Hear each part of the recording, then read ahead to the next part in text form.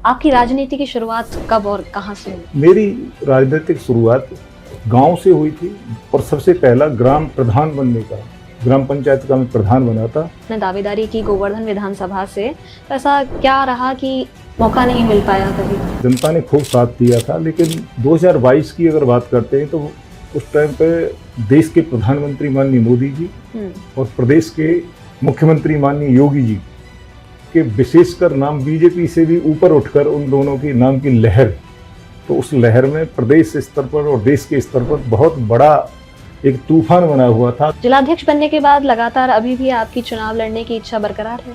संगठन में जो नेतृत्व अगर चाहेगा कि हमें जिलाध्यक्ष को चुनाव लड़ना है तो लड़ेगा, कोई भी लड़ सकता है। संगठन की जिम्मेदारी और चुनाव लड़ने की एक इच्छा आपकी कितनी चुनौतीपूर्ण मानते हैं? राजनीति चुनौतीपूर्ण होती है। कोई व्यक्ति कितना भी अगर ओवर कॉन्फिडेंस की बात करे तो वो गलत है। राजनीति का चुनाव तो ये है कि जो पब्लिक के बीच जाता है तो चुनौतीपूर्ण तो रहता ही। पूर्व की इच्छा की तरह गोवर्धन या फिर इस बार विधानसभा कुछ और? मेरी तो विधानसभा गोवर्धन ही है। आदेश हमारे नेतृत्व ने किया तो मेरा तो विधानसभा गोवर्धन में दूसरी जगह। मौजूदा विधायक के कामकाज से आप कितना किस तरीके से देखते हैं? इस मामले में या तो आप जनता से बात करें या विधायक जी से बात करेंगे तो ज्यादा बेटर रहेगा। काम तो सरकार के हिसाब से विधायक जी के जो भी चल रहे हैं वो आप भी देख रहे हैं, जनता भी देख रही है। अगर आपको विधायक बनने का मौका मिलता है तो आपकी पहली प्राथमिकता क्या रहेगी? सबसे पहली प्राथमिकता ये है कि क्षेत्र में जो नौजवान है उनके लिए एक ऐसा प्लेटफॉर्म देना, चाहे वो खेलकूद में हो, चाहे शिक्षा में हो, चाहे उनके लिए अच्छा स्वास्थ्य मिले, तो वो स्वस्थ मन से और अच्छी इच्छा शक्ति के साथ आगे बढ़ें और देश की सेवा करने का काम। अगर आपको टिकट नहीं मिलता है तो आप उसको स्वीकार करेंगे? स्वाभाविक तौर पर। और क्या करेंगे? टिकट मिले तो लड़ेंगे, नहीं मिलेगा तो जो जिसको मिलेगी उसे लड़ाएंगे, जिताएंगे।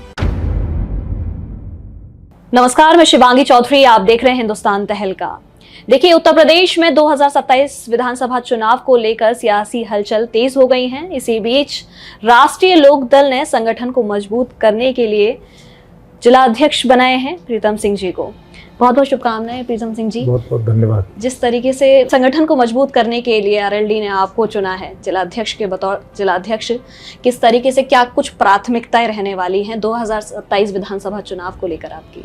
सबसे पहले मैं आपका धन्यवाद करता हूं और मैं क्योंकि नवनियुक्त अभी जिलाध्यक्ष बना हूं राष्ट्रीय लोकदल का, तो मैं अपनी पार्टी के राष्ट्रीय अध्यक्ष माननीय चौधरी जयंत सिंह जी का भी बहुत बहुत आभार प्रकट करता हूं और सभी हमारे जितने नेता, पदाधिकारी, कार्यकर्ता, उन सब का भी बहुत बहुत धन्यवाद और आभार व्यक्त करता हूं कि उन्होंने भी मुझे पूरी तरह से जितनी भी मीटिंगें हुई हैं उनमें बहुत सपोर्ट दिया है।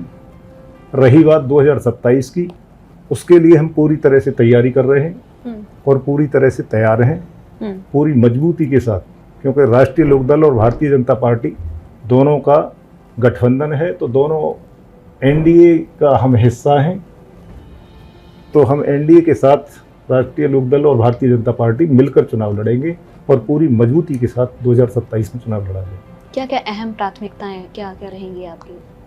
अहम प्राथमिकता तो राजनीति में रहते हुए नेता का कर्तव्य बनता है और काम है कि वो जनता की जो समस्याएं, जो मुद्दे हैं, उनको भली भांति समझे और समझकर उनको सही पटल पर रखे।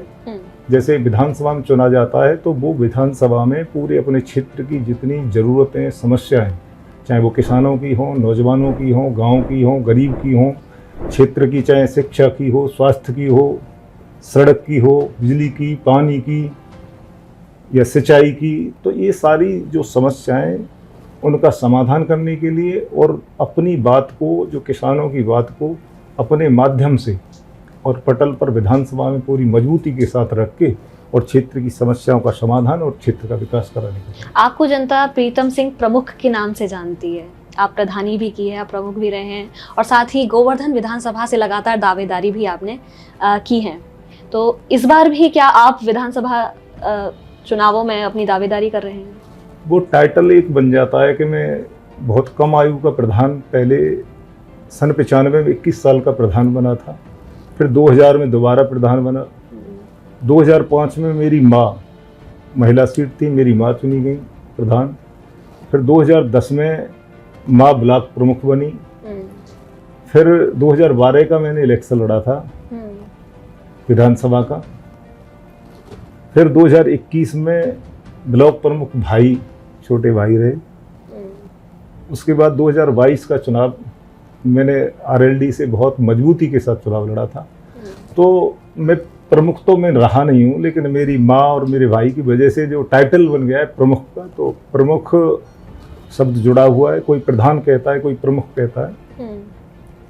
और विधानसभा की बात करते हैं आप, तो जो राजनीति में एक बार शुरुआत हो जाती है किसी का, जब एक बार कदम बढ़ जाता है आगे और वो पब्लिक की सेवा के लिए वो उसे जो संकल्प ले लेता है, तो निश्चित तौर पर उसके मन में रहता है कि जब भी कभी मौका मिले तो मैं राजनीति में आगे बढ़ के नेतृत्व करूंगा। और अब चूँकि गठबंधन में है तो पार्टी के जो सीट्स लीडर हैं, हमारे राष्ट्रीय अध्यक्ष माननीय जयंत सिंह जी और भारतीय जनता पार्टी के लोगों के बीच जो सीटों का तय होगा, तो निर्णय होने के बाद वो किसको यहाँ लड़ाएंगे उस पर हमें काम करना है। आपकी राजनीति की शुरुआत कब और कहाँ से हुई, कैसे हुई? मेरी राजनीतिक शुरुआत गांव से हुई थी और सबसे पहला ग्राम प्रधान बनने का, ग्राम पंचायत का मैं प्रधान बना था सन 1995 में। 21 साल की आयु में सबसे कम उम्र का प्रधान चुना गया था, युवा प्रधान। और उसके बाद लगातार कई बार प्रधान, फिर अलग अलग चुनाव, चाहे ब्लॉक प्रमुखी के रहे हों चाहे विधानसभा के रहे हों, हम लड़ते चले आए। और क्षेत्र का बहुत बड़ा सपोर्ट, साथ, आशीर्वाद और विश्वास हमेशा हमारी परिवार पर और हम पे बना रहा। तो आगे अब सोचा आपने, जैसे लगातार मैंने कहा कि आपने दावेदारी की गोवर्धन विधानसभा से, तो ऐसा क्या रहा कि मौका नहीं मिल पाया कभी? नहीं, मौके की बात नहीं, जनता ने खूब साथ दिया था। लेकिन 2022 की अगर बात करते हैं तो उस टाइम पे देश के प्रधानमंत्री माननीय मोदी जी और प्रदेश के मुख्यमंत्री माननीय योगी जी के विशेषकर नाम बीजेपी से भी ऊपर उठकर उन दोनों की नाम की लहर, तो उस लहर में प्रदेश स्तर पर और देश के स्तर पर बहुत बड़ा एक तूफान बना हुआ था। तो उसमें कोई कोशिश लोगों ने की और मेरी विपरीत परिस्थितियों में बहुत अच्छी वोट पब्लिक ने मुझे बहुत अच्छा भरोसा और विश्वास दिया और बहुत अच्छा मत दिया था, सम्मानजनक मत मिला मुझे। और आने वाले इलेक्शन में अब हम दोनों दल साथ हैं, और साथ रहने के बाद, क्योंकि राष्ट्रीय लोकदल हमेशा से उत्तर प्रदेश, पश्चिमी उत्तर प्रदेश और विशेषकर मथुरा में तो हमारे माननीय चौधरी साहब की, जैन जी की भी कर्मभूमि है मथुरा। यहाँ से वो लोकसभा के चुनाव चुन के रहे या सांसद रहे, फिर विधानसभा के विधायक भी यहाँ से बने थे। लेकिन 2 पद होने के नाते फिर उन्होंने विधानसभा से इस्तीफा दे दिया था। बाकी और मजबूती के साथ सभी विधानसभा क्षेत्रों में राष्ट्रीय लोकदल का बहुत बड़ा जनाधार और नेतृत्व हमेशा से किया है। चाहे गोवर्धन क्षेत्र को ले लो आप, चाहे छाता को ले लो, चाहे बलदेव को ले लो, चाहे माट को ले लो, हर जगह पार्टी बहुत मजबूत स्थिति में। जिलाध्यक्ष बनने के बाद लगातार अभी भी आपकी चुनाव लड़ने की इच्छा बरकरार है? तो स्वाभाविक तौर पर जिलाध्यक्ष एक संगठन का पद है जी। इससे हमें संगठन मजबूत करना है, सब लोगों को जोड़ के पार्टी को मजबूती से, जो जिले से लेकर एक पुल का काम करता है जिलाध्यक्ष। राष्ट्रीय लेवल की चीज़ें यहाँ जिले पर, जिले की पूरी अपनी विधानसभा के हर क्षेत्र में, हर गांव तक, बूथ तक, वार्ड तक, उसके चाहे जिला पंचायत में हम चुनाव लड़ा रहे हों, जिला पंचायत सदस्य के चुनाव हों, चाहे क्षेत्र पंचायत सदस्य के चुनाव हों, चाहे ग्राम पंचायत के हों, चाहे विधानसभा के, लेकिन उसे मजबूती अपने गांव तक पूरी तरह से करने का काम होता है संगठन का। और संगठन के लोग भी बहुत बार चुनाव लड़ते हैं। संगठन में जो नेतृत्व अगर चाहेगा कि हमें जिलाध्यक्ष को चुनाव लड़ना है तो लड़ेगा, कोई भी लड़ सकता है।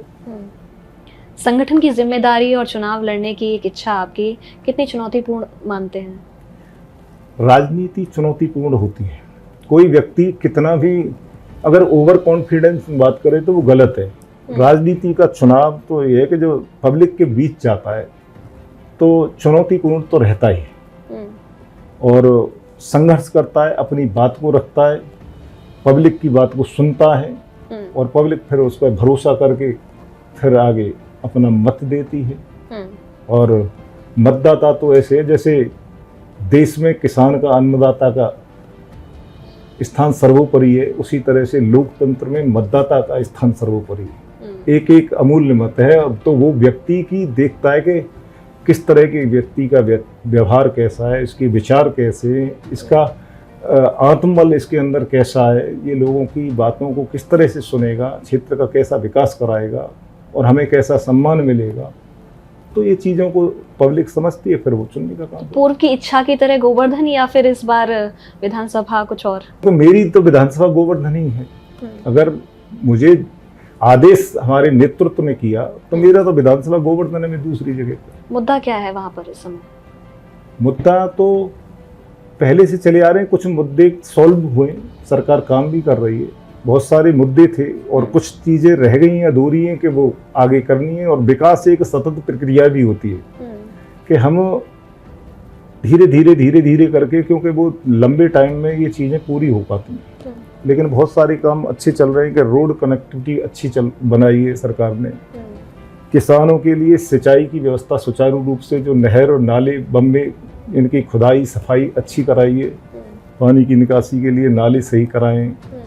दूसरे, किसान पे जो समस्याएं आती है कि पिछली बार किसान की फसल बिल्कुल नष्ट हो गई, अतिवृष्टि हुई थी, पकी फसल खड़ी पे ओलावृष्टि हो गई तो वो फसल नष्ट हो गई। अब की बार ये मौसम ने, प्राकृतिक ऐसी आपदा है कि बारिश ही नहीं हो रही है। तो ऐसी स्थिति में किसान फिर पिटता जा रहा है। तो उसकी धान जो जिसको ज़रूरत है, तो किसानों के लिए ज़रूरत है कि उनका जो वाजिब मूल्य, समर्थन मूल्य, मिनिमम प्राइस सपोर्ट, तो एमएसपी उनका अच्छी तरह से, सही तरह से उन्हें मिले। चौधरी साहब कहते थे खेती से किसान को आय बढ़े, क्योंकि पूरे देश का पेट पालने का काम अन्नदाता है। अन्नदाता नाम अन्न उत्पादक है सबसे बड़ा। तो किसान के लिए व्यवस्था ऐसी बननी चाहिए कि उसको उसकी लागत और मेहनत का मूल्य मिले। और उसका बेटा प्रहरी के रूप में देखा होगा अपने सीमा पे, चाहे बॉर्डर पे ले लो, चाहे फौज में और पुलिस में, ज़्यादातर किसानों के बेटे, ज़्यादा संख्या में 90% किसानों के बेटे। तो दोनों जो बड़े और कड़े काम हैं वो दोनों किसान के ऊपर है। देश की सुरक्षा और रक्षा, बाह्य और आंतरिक, और पूरे देश का पेट भरने का काम अन्न उत्पादन करके। तो किसान की तरफ सरकार सोचे। कुछ काम बढ़िया हो रहे हैं। किसान सम्मान निधि सरकार ने शुरू की है, बढ़िया काम है, स्वागत योग्य। एक किसान और मजदूर के लिए एक बहुत बड़ा काम सरकार ने किया है, आयुष्मान कार्ड। ये एक तरह से गरीबों के लिए वरदान है। तो उससे थोड़ा सा ये चीज़ें बढ़ रही हैं। रोड की कनेक्टिविटी बढ़ी है। कुछ डिमांडें हमारी के हमारे क्षेत्र में बेटियों के लिए एक बड़े विश्वविद्यालय की व्यवस्था हो जाए, तो जो हमारी बेटियां, जो प्रतिभावान बेटियां और जो, तो प्रस्ताव रखा गया अभी तक? नहीं, प्रस्ताव रखे हैं। ये काम सरकार ने किया भी। जैसे एक उसमें एक कदम उठाया है कि पैंठा में एक महाविद्यालय बनाया है गर्ल्स का, लड़कियों का एक कॉलेज बनाया है। तो उससे कुछ समस्या हल होगी, लेकिन बहुत ज़रूरत है कि एक बहुत विश्व स्तरीय एक विश्वविद्यालय बने हुआ। एक नौजवानों के लिए एक प्लेटफॉर्म ऐसा मिले कि उनके लिए बहुत एक डिजिटल, एक अच्छे लेवल की एक लाइब्रेरी हो और एक स्टेडियम बने। स्वास्थ्य सेवा के लिए हमने पहले भी चुनाव में हमने मुद्दा रखा था कि कभी मौका मिला तो एक बहुत बड़ा अच्छा एक अस्पताल, क्योंकि गिरिराज जी में पूरे देश और दुनिया का तीर्थयात्री और श्रद्धालु आता है, परिक्रमार्थी आता है।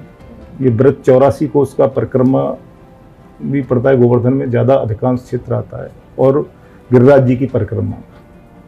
तो यहाँ कम से कम बहुत सारे ऐसे दिन, 40-50 दिन, 100 दिन तक ऐसे रहते हैं कि यहाँ संख्या जितनी मथुरा की जो आबादी है उतनी संख्या बाहर की भीड़ की हमेशा बनी रहती है। तो संख्या के हिसाब से साधनों की कमी रह जाती है। बिल्कुल। तो चीज़ों में कुछ सुधार की आवश्यकता है। जैसे एक बाईपास की मांग हमने रख रखी है पहले से ही, कि उधर यमुना पार वृंदावन के लिए कनेक्टिविटी करने के लिए तो कई रोड बढ़िया बढ़िया जोड़ दिए, लेकिन इधर की तरफ एक गिरिराजी गोवर्धन के लिए एक कोई टोल पे रिफाइनरी के ऊपर से लेके और जेट तक एक बाईपास का व्यवस्था हो जाएगी तो जाम बिल्कुल फ्री हो जाएगा, शहर बिल्कुल एकदम लूज हो जाएगा, फिर आराम से खूब निकलो और जो बाहर आउटर निकल जाएगा और गिरिराज जी के लिए व्यवस्था हो जाएगी। तो एक बाईपास की हमने मांग रखी है। मौजूदा विधायक के कामकाज से आप कितना किस तरीके से देखते हैं? इस मामले में या तो आप जनता से बात करें या विधायक जी से बात करेंगे तो ज़्यादा बेटर रहेगा, क्योंकि काम तो सरकार के हिसाब से विधायक जी के जो भी चल रहे हैं वो आप भी देख रहे हैं, जनता भी देख रही है, और सरकार की योजनाएं वो तो चल ही रही हैं। क्या आपको लगता है कि गोवर्धन की जनता इस बार विधायक बदलना चाहती है? ये भी तो मैं कह तो रहा हूँ कि ये तो आप बेहतर समझते हैं, आप पूरे कवरेज करते हैं, पूरे जिले को प्रदेश में आप कवरेज कर रहे हैं, तो ये आप लोग ज़्यादा बेहतर, ज़्यादा लोगों से मिल पाते हैं, आप उनके मूड को भाप सकते हैं। लेकिन 2027 में आरएलडी की जमीनी जो इस वक्त मजबूती है वो किस तरीके से है? आरएलडी की जमीनी हकीकत तो आरएलडी तो है ही जमीन की पार्टी। आरएलडी चौधरी साहब की सोच की पार्टी है। वो एक चौधरी साहब एक व्यक्ति या व्यक्तित्व नहीं, एक सोच थी और उनकी विचारधारा की, उनकी सोच की पार्टी है राष्ट्रीय लोकदल। तो राष्ट्रीय लोकदल तो हमेशा से जमीन से जुड़कर किसान, मजदूर, गांव, गरीब की, और आज माननीय चौधरी साहब के पास कौशल विकास का उन्हें जो जिम्मेदारी मिली है, डिपार्टमेंट है उनका मंत्रालय, तो उसके जरिए वो नौजवानों को भी आगे बढ़ाने का काम कर रहे हैं। तो नौजवानों के लिए भी अच्छी अच्छी स्कीम उन्होंने चलाई है कि वो स्किल डेवलपमेंट होके नौजवान तैयार हो और विकसित होकर विकास उसका हो और आगे बढ़ने का काम करे। बीजेपी और गठबंधन की जो स्थिति है, ऐसे में आपको क्या लगता है आपकी दावेदारी पर कितना असर पड़ेगा? स्वाभाविक तौर पर जब दो पार्टी सीमित जगह में दो को अगर बैठना होता है तो गुंजाइश करके कुछ जब दो का सपोज करो कि ये सोफा है तो इसमें अगर बैठाने तो कुछ न कुछ गुंजाइश करनी पड़ेगी। कुछ बीजेपी गुंजाइश करेगी, कुछ राष्ट्रीय लोकदल, दोनों आपस में एक दूसरे के साथ मिल बांट कर कोशिश करेंगे कि सही तरह से एक सामंजस्य के साथ आगे बढ़ें। अगर आपको टिकट नहीं मिलता है तो आप उसको स्वीकार करेंगे? स्वाभाविक तौर पर और क्या करेंगे, टिकट मिले तो लड़ेंगे, नहीं मिलेगा तो जो जिसको मिलेगी उसे लड़ाएंगे, जिताएंगे। तो मतलब पूर्ण समर्थन आपका पूरी तरह से। जिलाध्यक्ष बनने के बाद आरएलडी को आप कितना मजबूत करने के लिए क्या कुछ काम अभी ग्राउंड पर कर रहे हैं? वो ग्राउंड के काम शुरुआत हो गई है और राष्ट्रीय लेवल पर हमारा एक आरएलडी का कोऑर्डिनेटर का एक नया पद सृजित हुआ है और उसमें पूरे जिलेवार आरएलडी के जो कोऑर्डिनेटर बनाए, जिला संयोजक बनाए, फिर गांव तक हम अपनी चैन हमारी बूथ तक जाएगी। तो कोशिश पूरी तरह से संगठन को मजबूत करने की चल रही है। वो तो अपने प्लेटफॉर्म पर जिस तरह से हम लोग कर सकते हैं पूरी दिन रात मेहनत करके आगे बढ़ा रहे हैं पार्टी। कितनी सीटों पर आरएलडी मजबूती से अपना काम? पश्चिमी, वैसे तो उत्तर प्रदेश की अच्छी पार्टी है, लेकिन पश्चिमी उत्तर प्रदेश में राष्ट्रीय लोकदल का बड़ा जनाधार है और पश्चिमी उत्तर प्रदेश के साथ साथ मथुरा में और बड़ा जनाधार है। अच्छी तरह से पूरी जमीनी हकीकत पे काम कर रही है और पूरी संभावना है कि बहुत सम्मानजनक सीट राष्ट्रीय लोकदल को मिलेंगी और राष्ट्रीय लोकदल मिलकर जीतकर पुनः भारतीय जनता पार्टी की सरकार बनाने का काम। अगर आपको विधायक बनने का मौका मिलता है तो आपकी पहली प्राथमिकता क्या रहेगी? सबसे पहली प्राथमिकता ये है कि क्षेत्र में जो नौजवान हैं उनके लिए एक ऐसा प्लेटफॉर्म देना, चाहे हमारी बहन बेटियां हैं, चाहे नौजवान साथी हैं, जो बच्चे हैं, तो उनके लिए ऐसा प्लेटफॉर्म तैयार करें कि वो नई एक पौध एक अच्छे प्लेटफॉर्म पर तैयार होके, चाहे वो खेलकूद में हो, चाहे शिक्षा में हो, चाहे उनके लिए अच्छा स्वास्थ्य मिले, तो वो स्वस्थ मन से और अच्छी इच्छा शक्ति के साथ आगे बढ़ें और देश की सेवा करने का काम करें। सीधा सवाल, एक आखिरी सवाल, क्या 2027 में प्रीतम प्रमुख अपने आप को चुनावी मैदान में देख रहे हैं? चुनावी मैदान की बार बार रिपीटेशन हो रहा है उसी बात का। चुनावी गोवर्धन से ये गोवर्धन की बात कर रहा हूँ मैं। गोवर्धन में भी जब दोनों पार्टियों का पैक्ट है, गठबंधन है, तो राष्ट्रीय लोकदल और भारतीय जनता पार्टी के जो सीट्स लीडर हैं हमारे, जब हमारा नेतृत्व तय कर लेगा और अगर हमारे खाते में सीट आएगी और वो मेरे पर, क्योंकि नेता कई लोग राजनीति करते हैं पार्टी में, कई एक एक क्षेत्र से कई दावेदार भी हैं, कई जिम्मेदार लोग हैं जो चुनाव लड़ सकते हैं। गोवर्धन से तो काफी ज्यादा है। स्वाभाविक तौर पे हर क्षेत्र में ही निकल के आ जाएंगे, तो जिसको भी पार्टी लड़ाएगी उसको लड़ा जाएगा। अगर मुझे समझेंगे कि मेरे ऊपर मुझे आगे बढ़ाने का काम करेंगे, जिम्मेदारी देंगे और आदेश करेंगे तो मैं लड़ूंगा, अगर किसी और भाई को देंगे तो उसको लड़ाने का काम करेंगे। बहुत बहुत धन्यवाद। देखा आपने, फिलहाल मेरे साथ में मौजूद हैं प्रीतम सिंह जी, जिनको जिला अध्यक्ष बनाया गया है राष्ट्रीय लोकदल की तरफ से संगठन को मजबूत करने के लिए, और साथ ही 2027 विधानसभा चुनावों को लेकर भी चर्चा रही है। हालांकि बातचीत में साफ दावेदारी की बात तो है, लेकिन अब पार्टी किस तरीके का निर्णय लेती है ये एक बड़ा सवाल है। अब देखना है 2027 चुनाव को आखिर किस तरीके का रूप मथुरा में देखने को मिल सकता है। फिलहाल के लिए इतना ही। बने रहिए हमारे साथ, देखते रहिए हिंदुस्तान तहलका।